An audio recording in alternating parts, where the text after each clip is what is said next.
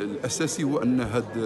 المؤتمر العادي والانتخابي للجمعيه المغربيه للصحافه الرياضيه يعتبر بطبيعه الحال محطه من المحطات التاريخيه التي تقف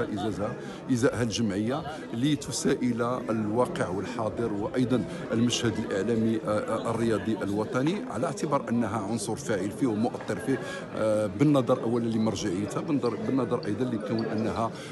تاسست سنه 1971 من طرف جيل الرواد، ودائما تقع على عاتقها هذه المسؤوليه، مسؤوليه تاطير وتوجيه الحركه الرياضيه الوطنيه. كيف ذكرت المجموعه من الزملاء على اننا في اطار سياقات زمنيه خاصه جدا مطبوعه بهذا الفرح الجماعي المتمثل في النجاحات الرياضيه اللي حققها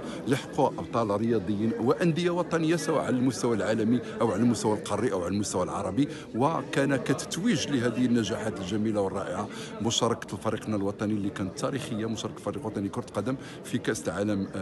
قطر 2022، واللي خلاته انه يصبح اول منتخب عربي افريقي يوصل الى دور نصف النهائي. واعتقد على ان هذه النجاحات الرياضيه يمكن ان تنسب في جزء منها للاعلام الرياضي، على اعتبار انه شريك وفاعل وموجه للحركه الرياضيه الوطنيه. المسؤوليه تقع ايضا على رجال الاعلام حتى انهم يعملوا على استدامه هذه النجاحات، واستدامه هذه النجاحات هو بالتزام المهنيه والموضوعيه والمصداقيه في تاطير ومتابعه ورصد الحركه الرياضيه الوطنيه. واعتقد على ان دي من الاوراش الاستراتيجيه اللي اشتغلت عليها دائما الجمعيه المغربيه للصحافه الرياضيه، وستظل في طليعه اوراش الاستراتيجيه اللي تشتغل عليها، لانه جيل اليوم من الاعلاميين الرياضيين الشباب محتاج الى ان ينهل اولا من معيني القامات الرياضيه وايضا الاعلاميين الرياضيين المخضرمين، ومحتاج ايضا لكي يحصل على حقه وحظه في التكوين والتكوين المستمر حتى يكون مسلحا بكل الاسلحه العلميه والفكريه والمهنيه